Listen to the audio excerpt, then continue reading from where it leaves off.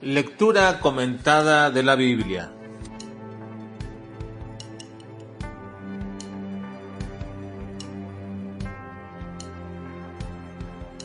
Primera carta a los tesalonicenses. Carta para suplir la ausencia, persecución, fe, amor y esperanza, el retorno de Cristo. Cuando Pablo y Silas salieron a su segundo viaje misionero, llegaron a Tesalónica. Como era la costumbre entre ellos, fue Pablo a la sinagoga y predicó durante varias semanas, argumentando que Jesús era el Cristo, es decir, el ungido de Dios. En esta ciudad Pablo estableció la segunda mayor iglesia en el continente europeo.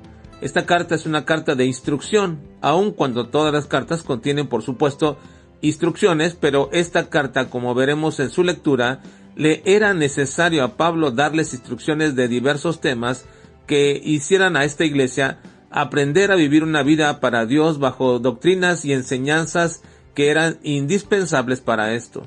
La razón es que Pablo solo pudo estar unos pocos meses.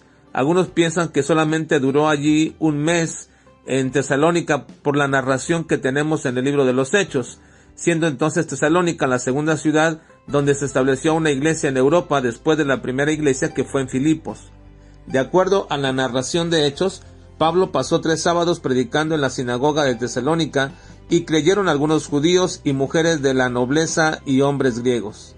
Esta iglesia se componía de griegos devotos al judaísmo que no del todo se convirtieron al judaísmo por no dejarse circuncidar, y también había un gran número de mujeres prominentes.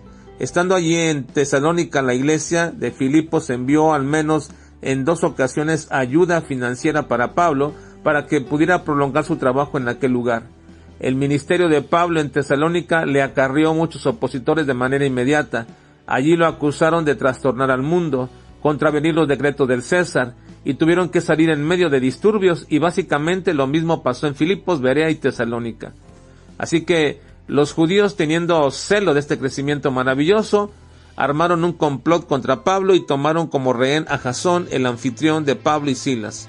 No pudiéndoles hacer algo en ese momento, y soltando a Jasón de inmediato, los creyentes de Tesalónica lo enviaron a Berea, y de ahí también fueron echados por los mismos judíos de Tesalónica, alejándose entonces más de aquella región, hasta llegar a Atenas, lo cual dejó muy poco tiempo a Pablo para organizar la iglesia y para enseñarles la doctrina cristiana.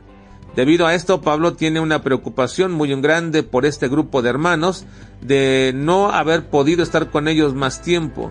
Así que la carta nos dice que debido a esta preocupación, Pablo envió a Timoteo para que observara el estado de la iglesia, y por lo cual, no pudiendo soportarlo más, acordamos, dice Pablo, quedarnos solamente en Atenas, y enviamos a Timoteo, nuestro hermano, servidor de Dios y colaborador nuestro en el Evangelio de Cristo, para confirmaros y exhortaros respecto a vuestra fe.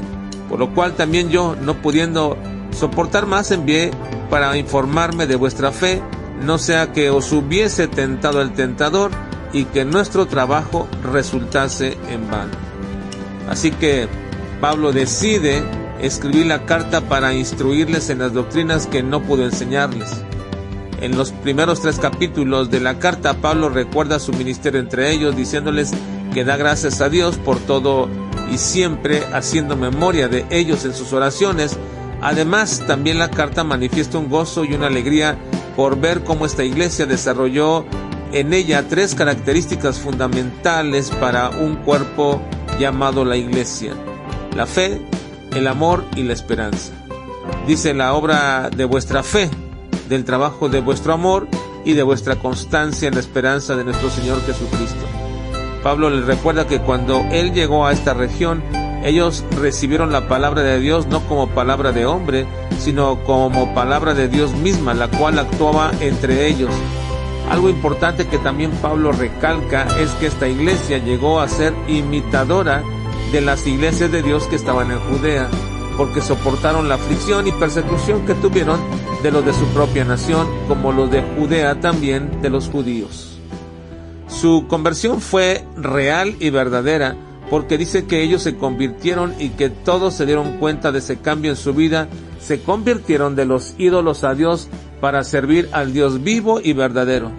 Dice también que en todo lugar la fe de ellos en Dios se había extendido. Ese era el trabajo de su fe, las evidencias irrefutables de su conversión.